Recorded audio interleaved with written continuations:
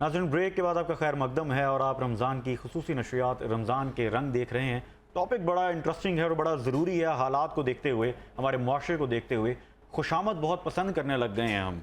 अगर हम self analysis करें, मैंने शुरू में भी बात की, तो ये कमी हम सब के अंदर है कि हमें तारीफ़ सुनना पसंद है और इसके बगैर गुजारा नहीं है। अब मुफ्ती साहिबान हमारे साथ मौजूद हैं, मुफ्ती साहब से भी बात करेंगे, बुखारी साहब भी मौजूद हैं।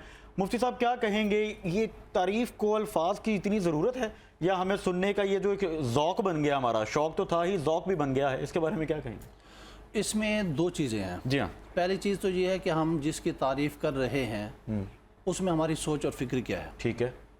दूसरी चीज़ ये है कि उसमें हमारे मकासद क्या है, नीयत क्या है और मकासद क्या है।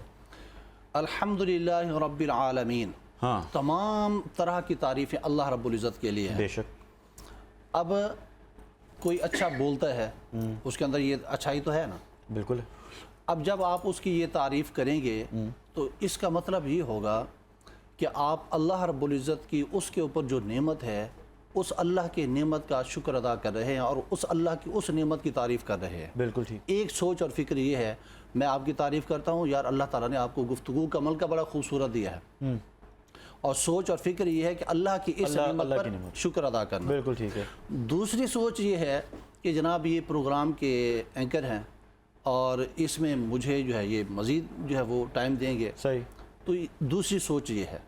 अब पहली सोच को लेकर अगर कोई करता है तो अच्छी बात है, हाँ, और अगर दूसरी सोच को लेकर ज़ाती मफाद आ गया, दूसरी सोच अगर लेकर करता है ये गलत है। बिल्कुल और हर तरह का मजमूम है। बिल्कुल ठीक है।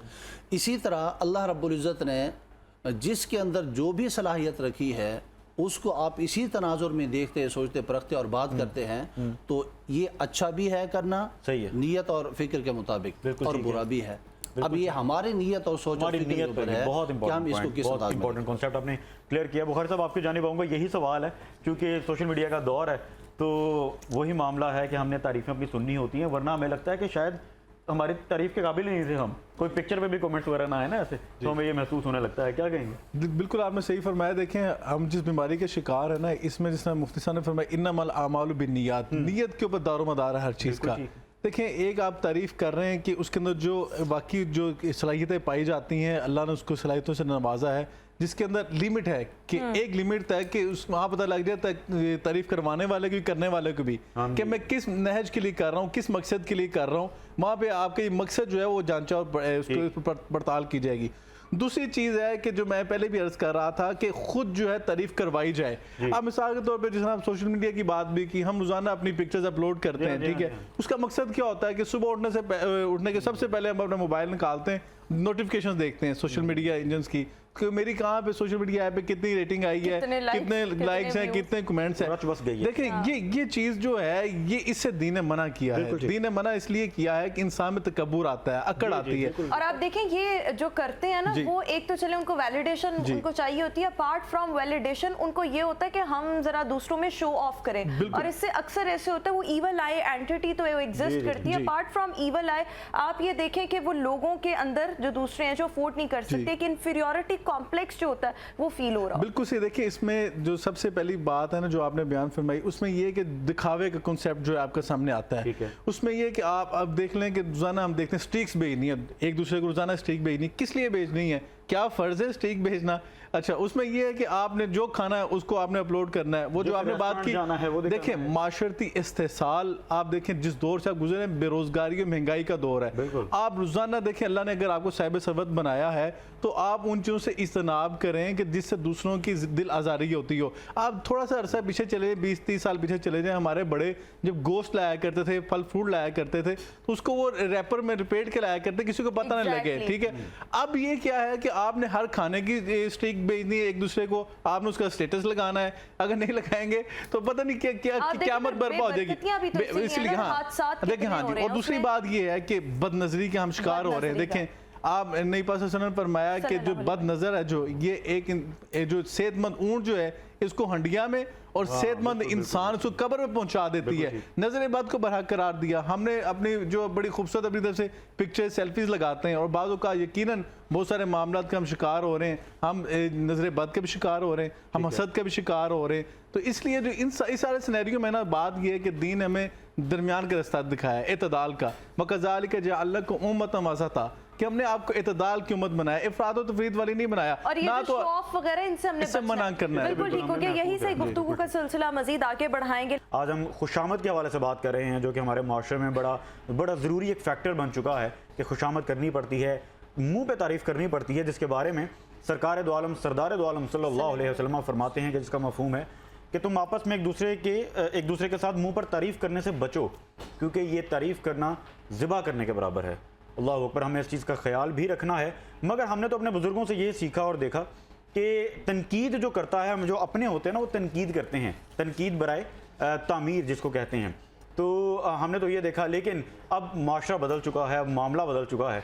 अब तारीफ़ करनी पड़ती है, तारीफ़ ज़रूरी हो गई है किसी भी पोजीशन के लिए, वो इदारे हों, वो इवन घर हो या कोई भी महाफिल हो। इस पर हम बात करेंगे आज अपने प्रोग्राम में, मगर उससे पहले हमें कुछ मेहमानाने गिरामी ने ज्वाइन किया है। बिल्कुल ठीक हो गया। आज हम ये जानने की कोशिश करेंगे, मतलब अगर हम रमज़ानुल मुबारक की बात करते हैं तो सबकी रूटीन्स बदल जाती हैं, वो मीडिया के लोग हों, वो डॉक्टर्स हों, किसी भी शोबे से ताल्लुक़ रखते हों। और हम आज ये जानने की कोशिश करेंगे कि रमज़ानुल मुबारक में जो थाने कचहरियाँ होते हैं, यहाँ पर क्या रूटीन फॉलो की जाती है। और हमारे साथ जो इस वक्त इस मौजू पर गुफ्तगू करने के लिए दो मेहमान शख्सियात मौजूद हैं, इनका तारुफ आपसे करवाती चलूँ। खवातीन है, सबसे इंटरेस्टिंग बात कि खवातीन है। जहाँ पर हम वुमेन एम्पावरमेंट की इतनी बात करते हैं तो हमारी कोशिश होती है कि अपनी ट्रांसमिशन में खवातीन की और हर सेक्टर से कोशिश करते हैं खवातीन की भरपूर नुमाइंदगी जो है वो हो। सो हमें ज्वाइन कर रही हैं। सबसे पहले हमारे साथ मौजूद है जय्यबा। नाम काफ़ी ज़्यादा डिफिकल्ट है, बट आई थिंक मैंने आपका नाम सही प्रोनाउंस किया है। यही नाम है जय्यबा, जो कि SHO वुमेन लाहौर है। इसके साथ साथ हमारे साथ शहर बानो भी मौजूद हैं, जो कि ASP गुलबर्ग हैं। आप दोनों का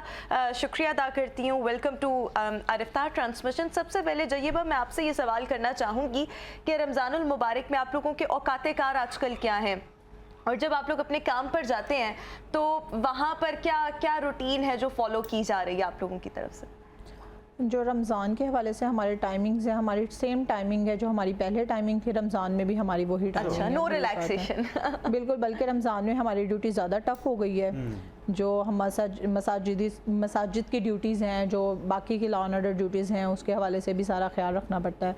तो हमारी सेम सिचुएशन। तो फिर मैनेज करना मुश्किल नहीं हो जाता घर के मामला तो, और फिर वहाँ के ड्यूटी मामला? रमज़ान में तो रूटीन डिफरेंट हो जाते हैं ना नॉर्मली बकिया हज़रात की। जी, रमज़ान में रोज़ा रख के सहरी करके उसके बाद से जो हमारी रूटीन है हम उसके अकॉर्डिंग करते हैं। और अफ्तारी भी हमारी थाने में ही होती है। बिल्कुल। या अगर बाहर हो जाती है, ड्यूटी पे हो जाती है, लॉ एंड ऑर्डर ड्यूटी है, बाहर रही है, हमारी तो सारी रूटीन इसी तरह से चल रही है। अच्छा शेरबानो, जब मैं मतलब लाइक अपने इदारे की बात करूँ तो हमारे यहाँ पर, अगर हम यहाँ पर अभी मौजूद हैं, तो जब इफ्तार होगी तो यहाँ पर पूरी टीम का इख्तिमाम जो है वो किया जाता है। सो मैं ये जानना चाह रही हूँ, जब हम थानों की बात करते हैं तो वहाँ पर भी क्या इसी तरह से रूटीन फॉलो की जाती है? क्या सब मिलकर इफ्तार करते हैं, खवातीन एक तरफ मर्द एक तरफ, या वहाँ पर उस वक्त कैसा माहौल होता है? पहले तो जिस तरह SHO साहिबा ने बताया कि सिंस इट्स अ 24/7 जॉब, तो most of the people who are attached to the police station वो ज़्यादातर अपनी ड्यूटीज़ पे ही होते हैं। कोई सिक्योरिटी ड्यूटी पे होगा, कोई मसाजिद की ड्यूटी पे होगा। तो ज़्यादातर पुलिस ऑफिसर्स की जो इफ्तार होती है वो मसाजिद में ही होती है। जो लोग एटलीस्ट पुलिस स्टेशन में होते हैं वो obviously like any other human being उधर कोर्डियल तरीके से इकट्ठे होकर इफ्तार कर लेते हैं। बिल्कुल ठीक हो गया। अच्छा, एक जय्यबा, मैं आपसे ये भी सवाल साथ में करना चाहूँगी कि आपकी क्या मोटिवेशन थी आपने जब इस फील्ड को सिलेक्ट किया? तो यानी ये थोड़ी सी मुश्किल है, जैसे हम आर्मी की बात करते हैं, अब ख़वातीन का रुझान होने लग गया है, लेकिन फिर भी बहुत से घराने ऐसे हैं वो ख़वातीन को उतना प्रेफर नहीं करते। उनको लगता है कि ये ज़रा मुश्किल फील्ड है, और यहाँ पर फिर कल को जब पोस्टिंग्स वगैरह होती हैं तो मर्दों के लिए मैनेज करना आसान होता है, जब ख़वातीन ने आके जाकर अपना घर बनाना होता है उसमें थोड़ा सा प्रॉब्लम या हर्डल आता है। लेकिन फिर भी ख़वातीन बहुत ज़्यादा पैशनेट होती हैं, पाकिस्तान आर्मी को ज्वाइन कर रही हैं, पाकिस्तान नेवी को ज्वाइन कर रही हैं। आपकी मोटिवेशन क्या थी जब आपने ये लाइन, पुलिस लाइन जो थी, इसको चूज़ किया? मेरी मोटिवेशन लेवल थी कि मैंने आवाम की खिदमत करनी है, लोगों की मदद करनी है, और इंशाल्लाह ताला अब तक मैं कर रही हूँ। और इसका सबसे क्रेडिट जाता है मेरी फैमिली को, मेरे फादर को और मेरे ससुराल दोनों बहुत सपोर्टिव है मेरे लिए। अच्छा, क्या आप अपनी शादी से पहले ही कर रही थी? जी बिल्कुल। बिल्कुल ठीक है। मैं साहब भी थोड़ा सा बताएं कि जो अभी तो रूटीन जब चेंज होती है तो बाहर के जो हालात हैं, लोगों के हालात हैं, क्योंकि उनकी भी रूटीन तमाम तरह, हम अपने शहर की बात कर लें, इफ्तार के बाद लोग एक्चुअली ज़्यादा बाहर निकलते हैं। तो किस तरह से ये डिसिप्लिन सेट किया है, क्या स्केड्यूल बनाया है सिक्योरिटी पॉइंट ऑफ व्यू से? सिक्योरिटी पॉइंट ऑफ व्यू से रमज़ान के दिनों के अंदर कंसिडरिंग ईद जो होती है वो करीब होती है, ठीक तो है। चांसेस जो होते हैं वारदात के या स्नैचिंग के वो बढ़ जाते हैं। बिल्कुल ठीक है। अनफॉर्चुनेटली हमें लगता है कि शैतान जो है वो कैद हो गया है, लेकिन हमारे अंदर का जो शैतान है वो आज़ाद ही होता है। बिल्कुल ठीक है। तो ये जो स्नैचिंग के इंसिडेंट्स हैं ना, specially in the area of Gulberg, जी जी जी। वो ज़्यादा हो जाते हैं। अच्छा। तो उसके लिए हाई अप्स जो हमारे सारे सीनियर ऑफिसर्स हैं वो कहते हैं कि आपको जनरल होल्ड अप करें, नाके लगाएं, ठीक है। नाकों के अंदर ये जो खास तौर पे जो बाइकर्स होते हैं उनकी चेकिंग करें, चेकिंग हो रही है, ठीक है। उनको हमारी जो ई पोस्ट एप्लीकेशन है उसके through we check whether they have a criminal record और नॉट।